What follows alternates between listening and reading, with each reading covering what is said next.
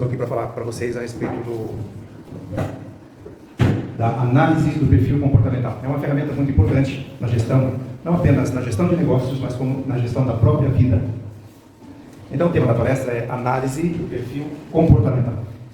Eu imagino que isso deve ser uma novidade para muitos que estão aqui, porque isso era uma novidade para mim até cerca de 2 anos atrás, quando eu vinha conhecer o coaching, que era algo que eu não sabia que existia. Conheci o coaching em julho de 2016, e a partir de então eu contratei um processo de coaching para me ajudar no meu negócio, e me interessei pelo assunto e fui fazer algumas formações em coaching. Depois eu fiz um MBA em coaching também, e hoje eu estou atuando na área do coaching por ser ele, segundo a minha visão, algo extremamente importante, principalmente no mundo empresarial. Eu peço a vocês, então, atenção total àquilo que nós vamos ouvir e ver aqui nesta noite. Foco total está na sua cabeça. Nós, infelizmente, queremos muitas vezes estar em 2 lugares ao mesmo tempo, né? Às vezes nós não conseguimos extrair o proveito total daquilo, do momento em que nós, do lugar em que nós estamos, do momento em que vivemos, porque nós estamos fisicamente num lugar e a nossa mente está em outro lugar. Então, a proposta é que todos nós estejamos 100% aqui, para que possamos tirar o maior proveito de tudo aquilo que nós vamos ver. Eu tentei sintetizar para vocês aquilo que passei alguns meses estudando, mas aquilo que julguei ser mais importante, mais vital, eu quero transmitir para vocês aqui nesta noite. Qual o objetivo da análise do perfil comportamental no ambiente empresarial? Aqui eu coloco no ambiente empresarial, mas a importância da análise do perfil comportamental para a vida. Nós vamos entender que isso é importante. Aonde tem gente, aonde tem relacionamento humano, a análise do perfil comportamental é muito importante. O conhecimento do comportamento da pessoa com a qual eu me relaciono e o conhecimento do meu próprio comportamento. Há pouco nós conversávamos ali com o pastor, qual é o nome do senhor mesmo? Juarez.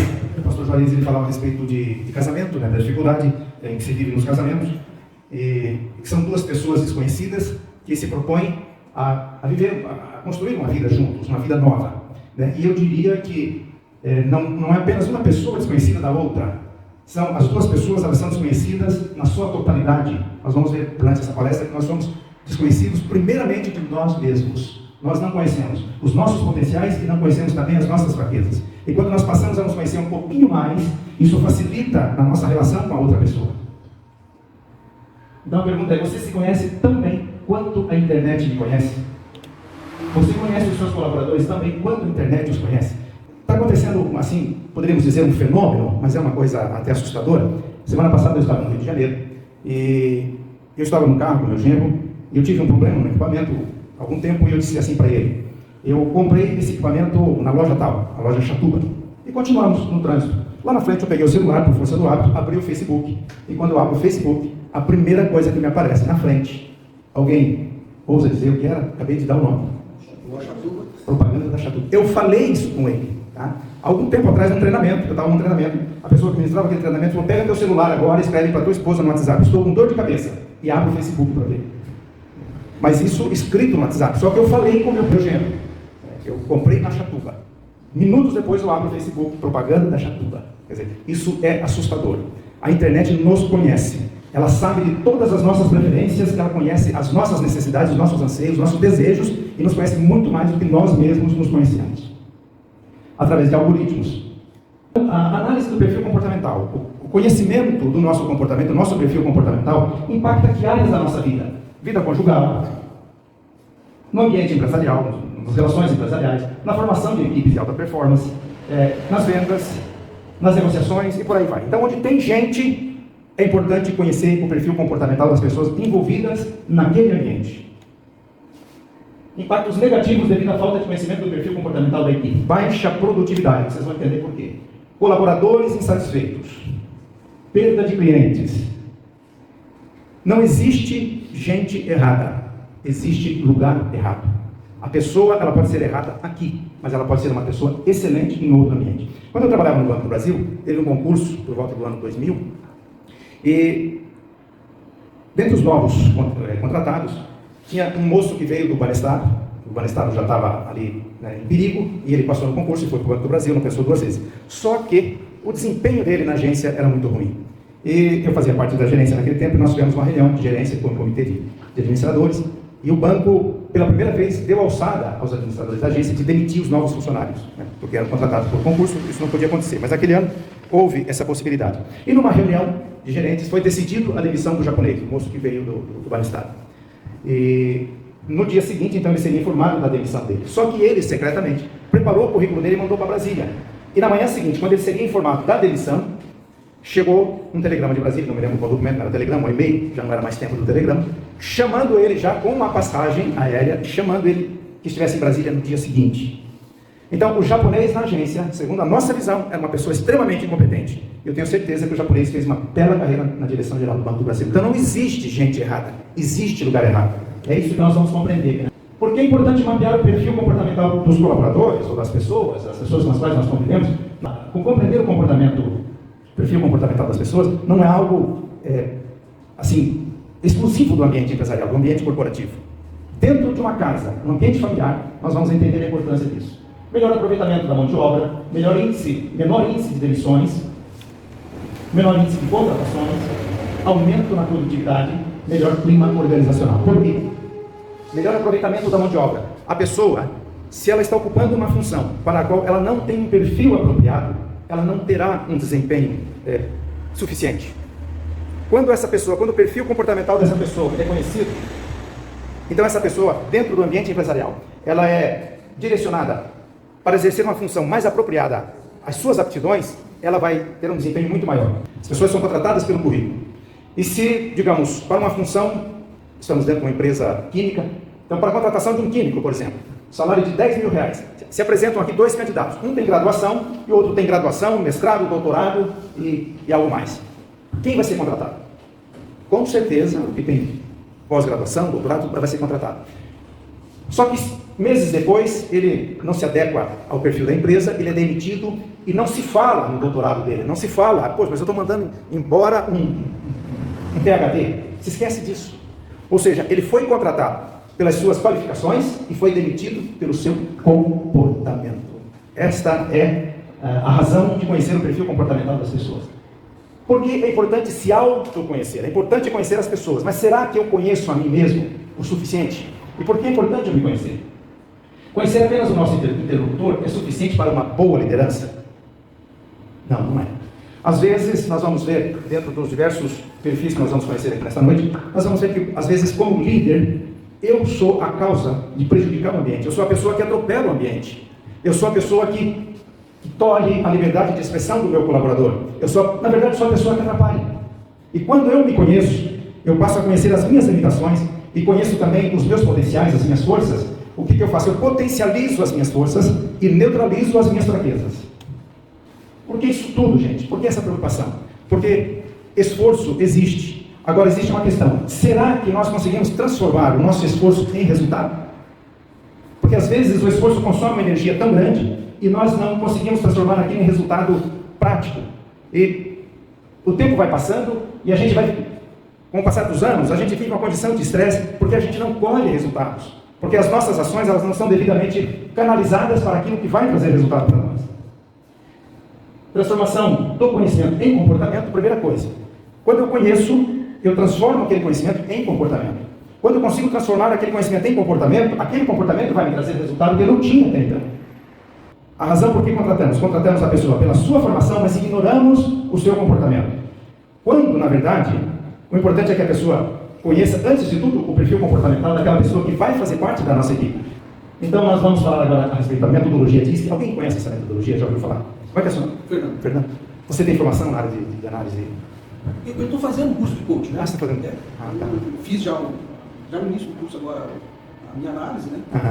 E fiz a devolutiva, estamos começando a brincar com isso. Legal. Então, a metodologia DISC, ela nasceu, ela começou a ser desenvolvida na década de 20 nos Estados Unidos, por um psicólogo, Dr. William, não sei se, por favor, façam a leitura do restante ali, que eu não saberia pronunciar, mas é aquele ali o nome dele. Tá? E ele é o autor do livro, que em português chama-se A Emoção das Pessoas Normais. Então ele desenvolveu essa teoria, esse livro dele foi publicado em português no ano de 2014, e a partir dessa metodologia DISC, surgiram mais pesquisas, enfim, avançaram, né, esse conhecimento.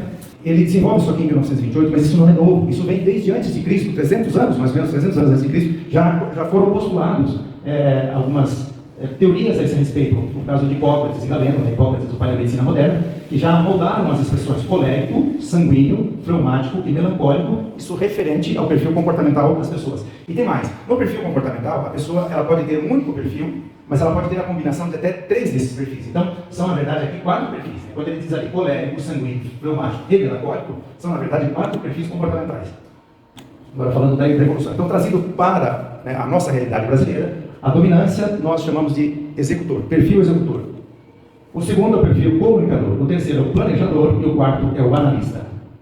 Antes de aprender sobre cada perfil, diz que é essencial saber que todas as pessoas possuem características dos 4.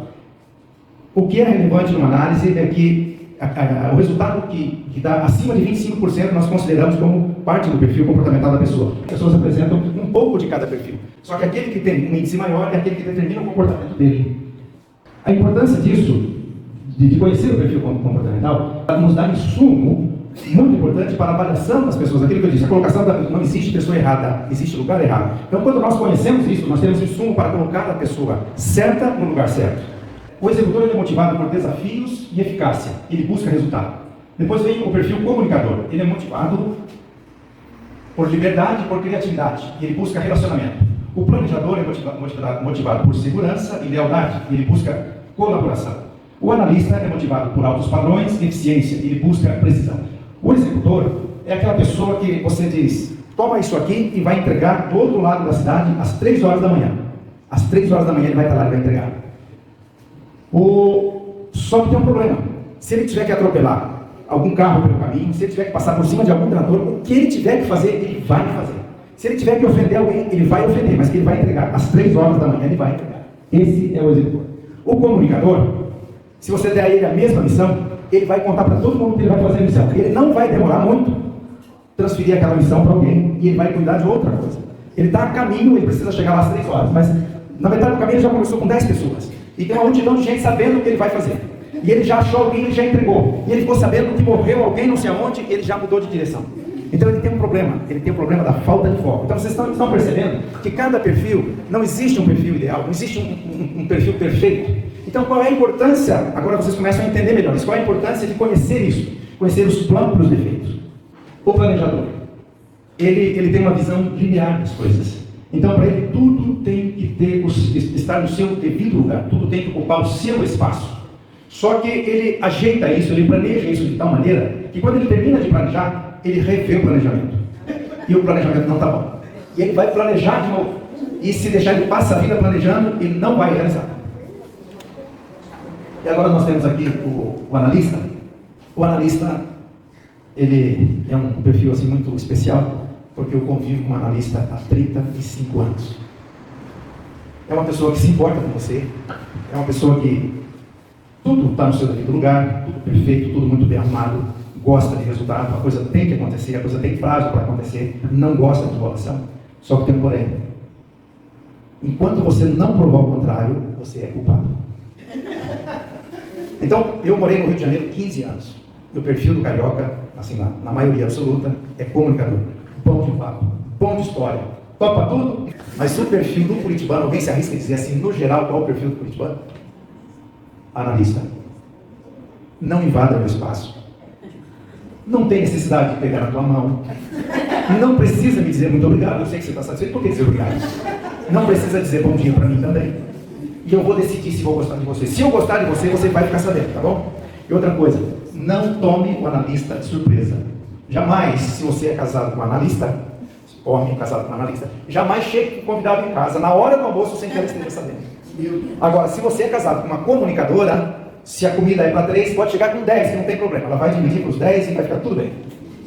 Bom, agora nós vamos ver um pouquinho mais a fundo a característica de cada um. O executor busca resultado rápido e empreende em alta velocidade. É um perfil ideal para um empreendedor. Porém, tem as suas deficiências. Não pensa, porque à medida que a palestra vai transcorrendo, vocês vão se identificando. Vocês começam a se perceber ou começam a olhar para o lado, tá? Mas não precisa apontar e dizer esse aqui. Mas à medida que vocês vão se identificando, o microfone aqui não está muito amigo. Então não precisa a pessoa dizer assim, poxa, eu sou desse, que pena que eu sou desse perfil. Não existe um perfil ideal. A proposta da palestra é exatamente isso. À medida que a gente vai se conhecendo, a gente vai corrigindo as nossas deficiências. São pessoas orientadas à ação, querem ver logo o produto do seu trabalho. São muito ativos, dinâmicos, trabalhadores e têm alto nível de energia. Tem, às vezes, até em excesso, uma autoconfiança. Tem coragem para assumir riscos. É uma virtude, mas é ao mesmo tempo um problema, porque tem coragem para assumir risco, mas não avalia risco. Enquanto que o analista avalia o risco muito bem. O planejador também avalia risco. Já o executor, não, ele mete a cara, às vezes toma muito prejuízo. A gente vê, é comum a gente ver executores mal sucedidos. Começa um monte de negócio, mas tudo que ele começa ele atropela, porque ele é muito afoito. Ele tem um posicionamento forte, disposição para lutar por suas ideias. Quando quer fazer algo, acredita que consegue, fala que é capaz e geralmente entrega. São pessoas determinadas e com muita força de vontade. É independente, tem iniciativa e gosta de trabalhar com autonomia. É rápido, tem raciocínio lógico e se motiva com desafios, já que os obstáculos o estimulam a agir cada vez mais. Sua sede por resultado o torna impaciente e impulsivo, faz antes de pensar em como fazer. Então, em liderança, o executor tem um problema, porque ele tem dificuldade em formar colaboradores. Ele não tem colaboradores, pessoas que são espontâneas em colaborar. São pessoas que colaboram pela obrigação, pelo medo, eles intimidam, eles assustam, eles pressionam, mas eles não têm colaboradores de verdade, pessoas que têm o desejo de se entregar, de fazer parte daquela equipe, simplesmente porque quer fazer. São autores, somente aquilo que eles pensam que é o correto, dificilmente eles acatam uma sugestão, atropelam pessoas e detalhes enquanto executam o projeto, tornam o ambiente muito estressante. Eu trabalhei com muitos executores no Banco do Brasil e às vezes o ambiente estava calmo, sereno e tranquilo, e quando chegava o executor, meu Deus do céu, aquilo virava um inferno. Agora vamos falar um pouquinho do comunicador. Tem a conexão como valor principal, por isso são predominantemente voltados para pessoas e relações. São ótimos vendedores. Estabelecem laços com facilidade, valorizam muito o contato interpessoal no ambiente de trabalho, atuam muito bem em equipe, aprendem em conjunto e são amigos de todos. Têm facilidade para a comunicação, são sociáveis, extrovertidos, falantes e ativos. Têm um alto poder de persuasão, argumentam bem e são encantadores. Como prezam pelo contato social, geralmente têm necessidade de reconhecimento e valorização. O comunicador é aquele tipo assim, que ele chega na festa e todo mundo tem que saber que ele chegou. E tem que saber que ele está ali. E ele normalmente é o último embora, mas quando ele vai embora, ele também tem que anunciar para todo mundo que ele está indo embora. Gostam de assuntos e trabalhos movimentados. São muito estimulados por novidades, se adaptam ao novo com facilidade, são flexíveis e não gostam de monotonia. Então, quando eu disse a pessoa certa no lugar certo, não adianta você contratar um comunicador, você não sabe que ele é comunicador, porque você não avaliou, não viu, né, não fez teste, não submeteu a teste, não sabe que ele é um comunicador, e chama o camarada e bota ele para cuidar do almoxarifado. Ele não vai cuidar do almoxarifado de jeito, ele vai sair pela fábrica, bater papo com todo mundo, mas cuidar do almoxarifado ele não vai cuidar. Agora, se você colocar ele para vender os produtos do almoxarifado, com certeza ele vai se dar muito bem. Por precisar se conectar, demandam uma atenção que nem todos estão dispostos a oferecer no momento, perdem o foco facilmente, eles gostam muito de falar de si, contar dos seus feitos, das suas obras. Eu não sei porquê, mas tem muita gente rindo. Se desse a oportunidade, se eu desse o microfone, eles dariam nomes. São muito atraídos por novidades, por isso têm dificuldade de se manter por muito tempo na mesma tarefa e objetivo. Então está aqui um grande problema do comunicador, ele tem dificuldade de foco. Ele topa todo o projeto que chegar na mão dele. Todo negócio novo que você falar, vamos fazer tal coisa, ele é o primeiro a dizer que topa fazer. Mas antes do projeto caminhar, se alguém trouxer a ele um novo projeto, ele já se encanta com outro projeto e passa a vida de projeto em projeto e não realiza nada. Agora nós vamos falar do planejador. Valorizam a linearidade, prezam pelo equilíbrio e pela harmonia. Eles não gostam de serem atropelados. Planejador, trabalhar com o executor é um problema, porque o executor quer para ontem, só que o executor ele quer de qualquer maneira, de qualquer jeito, o importante está feito. Já o planejador ele quer que a coisa seja bem feita. Se motiva diante de situações previsíveis e seguras. Ele quer saber quanto ele vai ganhar, ele não gosta de trabalhar condicionado, ele não gosta de... Ele não é um bom jogador, não é um bom aventureiro, ele gosta de segurança. Ele quer ter a certeza do amanhã. São calmos, tranquilos, prudentes e têm autocontrole. Gostam de rotina, padrões e regras estabelecidas, são constantes e disciplinados. Seu apreço por segurança faz com que precise saber em que território está pisando. Tem elevada capacidade de pensamento estratégico, excelente para traçar objetivos e planos de ação. São observadores, pacientes e têm bom senso, mesmo em situações emergenciais.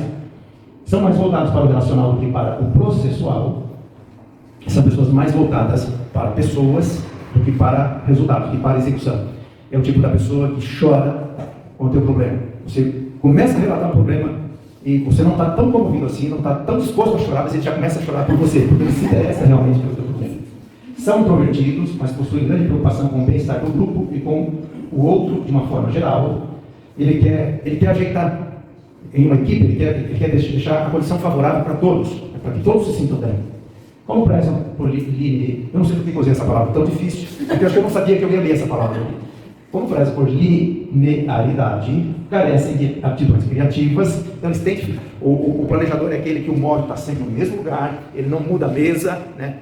Já o executor, por exemplo, toda semana a mesa está num lugar diferente. Você chega, você visita um executor, no mês seguinte você vai visitar, você pensa que ele está em outra casa. Não, ele só trocou os móveis de lugar, vaso novo, uma florzinha nova, alguma coisa nova. Então o planejador, tudo no mesmo lugar, ele não vê a necessidade de mudar o ambiente. Sua busca por segurança também pode travá-lo, exagera no planejamento a ponto de prejudicar a execução e às vezes nada acontecer. Planeja, revisa. Se ele é um compositor, ele compõe a música, aí ele pensa em gravar, ele vai revisar a composição e mexe na composição, e quando ele pensa em gravar, ele resolve revisar e passa a vida revisando, mas ele nunca grava. Precisam ser estimulados periodicamente em suas tarefas. Então, qual a importância? Quando o líder sabe que aquele colaborador é um planejador, sabe que ele tem que ser estimulado, ele tem que ser cobrado, ele precisa de um empurrãozinho, porque senão ele vai ficar patinando, ele vai ficar girando em volta do mesmo problema e não avança. Enquanto o seu executor chegar ali, ele passa com tudo, faz o que dá para fazer, o que não dá para fazer, fica para trás e vão embora. Detestam manifestações efusivas e exposições. O comunicador, quando ele chega numa festa, ele apareceu lá, então você pode levantar os braços e dizer: meu amigo, que bom que você veio, diante de uma plateia de 1000 pessoas, ele estampa um sorriso. Se o planejador apareceu lá na porta e disser assim: meu amigo, que bom que você veio, ele se encolhe e procura entrar debaixo de uma cortina, de uma mesa, de alguma coisa, ele quer desaparecer. Agora vamos falar do analista. Perfeccionista, mais voltado a processo do que a relações. Esse sim, ele é perfeccionista, mas ele gosta de fazer a coisa, e se você não ficar muito satisfeito com ele, ele não está muito preocupado. É o ponto de você começa a conviver com um analista, você diz assim: eu acho que eu estou convivendo com um autista. Parece que ele cria um mundo para ele. Ele não está nem aí. Estão pensando dele, se gostam dele, se não gostam, o importante é que o que precisa ser feito tem que ser bem feito, ele fez bem feito e acabou. Tem elevado padrão de qualidade, são extremamente atentos aos detalhes, tem como valor inegociável a qualidade, tá? Então, se ele tiver que te ofender em nome da qualidade, ele vai te ofender, porque para ele a qualidade é mais importante do que uma boa relação. São extremamente detalhistas, o trabalho nunca está suficientemente bom, é um problema que também acontece com o planejador, acontece com o analista. São bons analistas de risco, claro, né? Nunca fazem nada meia boca, são extremamente lentos, mas fazem bem feito. Nas relações são pessoas mais retraídas, caladas e discretas, muito sensíveis, principalmente às críticas. São fechadas e não demonstram suas emoções com facilidade. O analista é leal quando sua confiança e respeito são conquistados.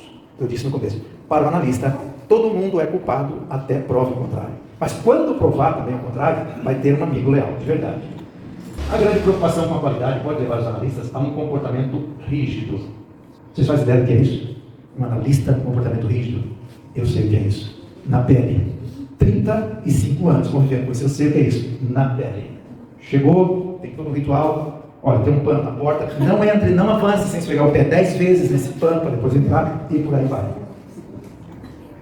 São mais inflexíveis diante do novo. Eles não vão se entregar à novidade assim de qualquer maneira. Exatamente o perfil do curitibano. Primeiro observa, primeiro olha, pensa e ninguém vai ficar sabendo o que ele está pensando. Enquanto que o comunicador, ele nem pensou, ele já está falando. Depois é que ele vai pensar naquilo que ele falou. Costumam ser pessimistas e muito atentos aos riscos. Então, olha só, a importância da combinação de perfis. Né? O executor, ele não está nem aí para risco. Se falar para ele que é uma boa ideia, ele mete o peito. Se fala para ele que do outro lado tem uma cerca de arame, tem uma mina de ouro, mas tem que arrebentar aquela cerca de arame farpada no peito, ele vai arrebentar a cerca de arame farpada no peito, sem se preocupar com as consequências do que vai acontecer. Né?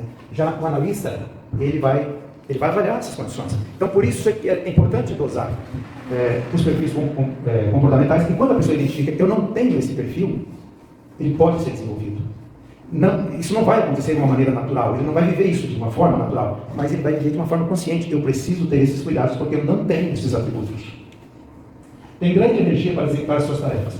O executor e o analista são voltados para resultados. O comunicador e o planejador são voltados para pessoas, para relacionamentos.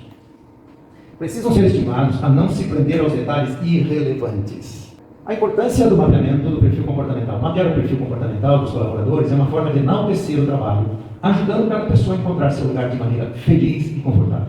Isso é promover o desenvolvimento humano. E a pessoa ressentida, ela vai produzir menos e ela vai sabotar também. Então, olha só, a grande importância de eu me conhecer. Né? Porque a pessoa ressentida comigo, ela vai me sabotar.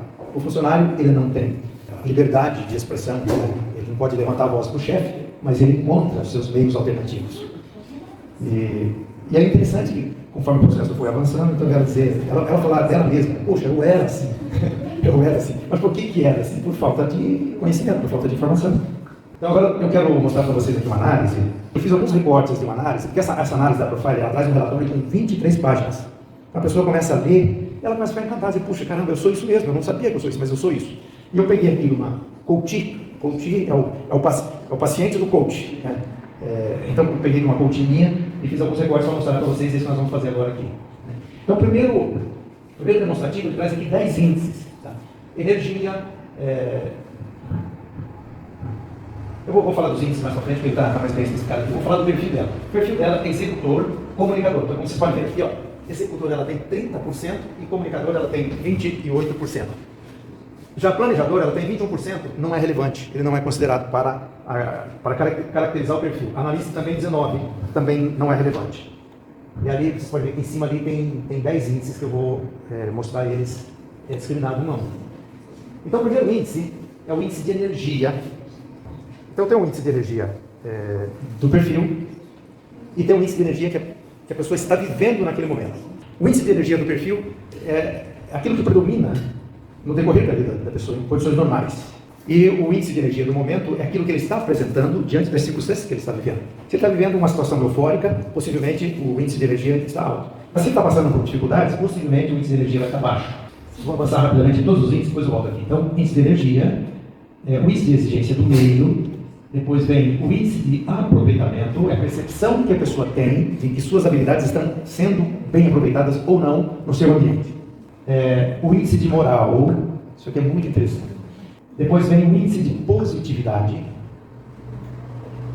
O índice de amplitude, esse índice é muito interessante, porque o índice de amplitude diz respeito à interação ou à influência que a pessoa exerce no meio, no ambiente em que ela está, e a influência que o meio exerce sobre ela. Há pouco eu falei do comunicador. Se o comunicador chega numa festa, o índice de amplitude dele é muito elevado.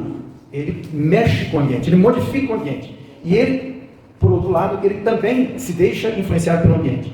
Já se chega de um analista ou um planejador, ele procura ao máximo não interferir no meio, mas ele procura também ao máximo que o meio não interfira nele.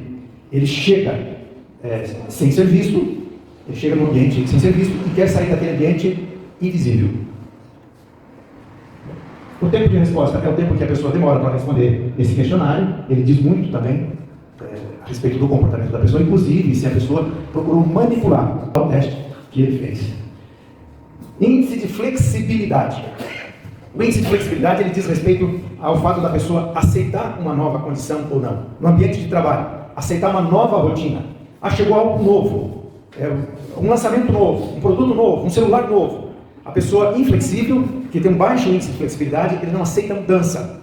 No meu tempo de banco no Brasil, eu era escolhido para implantar novas rotinas, porque eu sempre gostei do novo. Só que eu tinha o problema de gostar tanto do novo, que o novo ele não envelhecia, eu já estava procurando outro novo, então eu tinha problema de foco. Né? Mas eu gostava do novo. Aí eu enfrentava um problema com os colegas que diziam assim, não, mas isso não vai funcionar. Chegava uma nova rotina e dizia, isso não vai funcionar. O banco havia gastado fortuna em Brasília, na direção geral, contratado, consultoria e tal, e aquela rotina tinha sido desenvolvida por um longo tempo para chegar numa agência e o funcionário dizia, isso não vai funcionar. Mas como ele não tinha opção, por quê? Porque o índice de flexibilidade daquela pessoa era baixo. Mas como ele não tinha opção, ele tinha que aceitar aquilo, ele saiu do banco. Então, dali a 3 meses, ele estava tendo um desempenho maior do que ele tinha antes. E dali um ano, quando viesse uma rotina para substituir aquela, aí aquela que era boa, aquela que há um ano atrás ele dizia que não gostava, aquela era boa. Por quê? Porque ele tinha um baixo índice de flexibilidade. Porque isso tem alguma relevância no nosso cotidiano, no nosso dia a dia, no nosso ambiente, na nossa casa, no nosso convívio com a família, no nosso ambiente profissional. Ainda que nem todos aqui sejam empresários, mas possivelmente todos são empregados. E é importante conhecer e saber a respeito disso para o convívio no seu ambiente de trabalho. Aí depois vem aqui a energia de perfil. E a energia de perfil é aquilo que é mais inerente à sua condição estável, à sua condição normal. Ela tem a sua energia de perfil normal baixa. Incitabilidade. O que é incitabilidade? É o quanto a pessoa fica eufórico diante do opa, que legal, nós vamos fazer isso agora, chegou isso. Então a pessoa que tem um índice de incitabilidade alto, quando diz agora tem uma nova rotina, vamos fazer tal coisa, ele fica todo feliz. E aquela que tem uma incitabilidade baixa, puxa, agora eu tenho que fazer isso. Olha que absurdo, não sei para quem estava indo tão bem. Agora chegou essa novidade, não sei para que novidade. Depois aqui nós temos essa demonstração, ela traz aqui a área de talento. Então as aptidões dessa pessoa está diante desse círculo aqui. Aqui tem um ponto vermelho, mas o ponto vermelho seriam as habilidades que a pessoa sente que o ambiente que ela está requer dela, mas ela não tem aquelas aptidões, aquelas capacidades. Então quando a pessoa tem essa informação, ele diz assim, bom, eu sou um bom, digamos, um bom negociador. Eu me lembro mais ou menos que ela é competidora, porque ela é executora, ela é comandante, então ela é 1, 2, 5, eram esses. E aquilo que ela sentia de necessidade, ela sentia que a pessoa sente que ela não está correspondendo com a expectativa do ambiente em que ela está. No caso, essa pessoa que fez a análise, ela é uma diretora pedagógica de uma escola. Então ela sentia que ela precisava ser mais diplomata, porque ela não era, porque ela é uma executora, e executor não é diplomata. O diplomata é aquele que sabe conversar, e o executor ele não sabe conversar. Ele diz, faça porque eu estou mandando e acabou. Ela sentia a necessidade de ser professoral. Tem 3 necessidades que são mostradas ali, onde está aquele ponto vermelho. Aqui tem esses números, 2, 1, está aleatoriamente espalhado por aqui. Não sei se vocês entenderam mais ou menos. A distância, onde ela está e a distância então, onde ela entende que o meio exige gostaria dela. que ela estivesse. Isso. Porque não aparecem números aí para vocês. Não, está faltando acho que. Eu estou aqui no diagonal. Ideia. Mas tá bom, acho que vocês entenderam mais ou menos. Se não entenderam também, vamos deixar esse assunto aqui, porque senão a noite vai. Essa análise, ela determina quais são as preferências cerebrais. E isso advém de uma teoria, a teoria das preferências cerebrais, que é investigado pela neurologia, em que as atividades cerebrais, elas como posso dizer, elas são mapeadas nas diferentes regiões do cérebro. Elas são registradas e medidas por encefalograma. Observou-se que regiões específicas do cérebro são acionadas em diferentes tipos de problemas e situações. São as chamadas conexões neurais. O profiler identifica claramente essas regiões e exibe graficamente esta distribuição. Então, o hemisfério esquerdo do nosso cérebro, o hemisfério esquerdo, está orientado a detalhe, raciocínio lógico, sequencial, racional, analítico, objetivo. Hemisfério esquerdo. Hemisfério direito, generalista, aleatório, intuitivo, subjetivo, aventureiro. Frontal, reservado, racional, objetivo, formal. Posterior, social, informal, orientado a relacionamentos. Então, social, informal, orientado a relacionamentos. Comunicador. Frontal, reservado, racional, objetivo, formal. Analista. Hemisfério direito, generalista, aleatório, intuitivo, subjetivo, aventureiro, executor. Hemisfério esquerdo, orientado a detalhe, lógico, sequencial, racional, analítico, objetivo. Planejador. Então vamos seguir. Pode-se fazer a leitura do quanto a pessoa usa cada área do cérebro, entendendo o que? Executor, frontal direita, comunicador, posterior direita, planejador, posterior esquerda, analista, frontal esquerda. Então está aqui. Essa pessoa, como ela é analista, executora, vocês podem ver que as regiões ali marcadas do cérebro dela estão mais para o lado direito. A frontal seria aqui o executor e o comunicador aqui. Já o analista e o planejador já ocupa uma pequena área do cérebro. E aqui estão as competências dela, as competências marcantes no comportamento dela. Aqui já são as competências menos expressivas. Então, é uma pessoa extrovertida, tem facilidade para mudanças, desenvolve bem relações. A agressividade não no sentido de bater nas pessoas, mas vamos fazer tal coisa, é para já. É uma pessoa independente, executa muitas tarefas, automotivada, tem capacidade de sonhar, entusiasmada, social e tal. Já na questão de empatia, já diminuiu bastante, já não tem paciência. O líder executor, ele não está preocupado se a funcionária deixou o filho com febre e mesmo assim teve que levar na creche de manhã. Ele não está nem, ele quer resultado. E se disser para ele, olha, fulana está com um problema, e o que você acha? A gente substituir, mandar ela embora e pegar para já. Agora, se o chefe é um planejador e fala para ele, olha, a fulana está com o filhinho doente e ela não está desempenhando bem, já na segunda semana de baixo desempenho, o que você acha de mandar ela embora e contratar outra pessoa? Ele vai dizer que não, ele vai querer dizer, não, vou levar o filho dela para minha casa, eu vou cuidar. Então, o seu comportamento é muito diferente.